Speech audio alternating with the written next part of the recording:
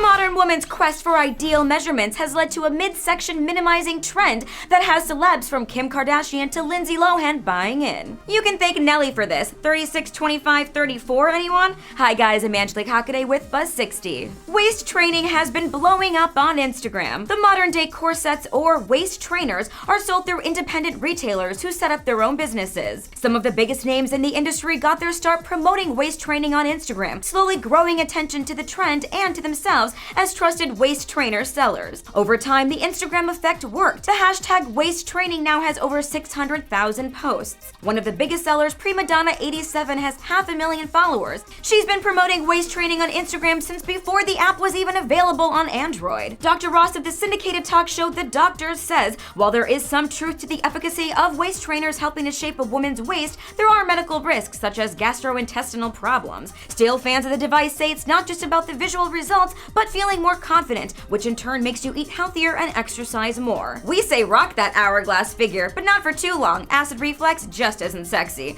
Buzz60, now you know, pass it on.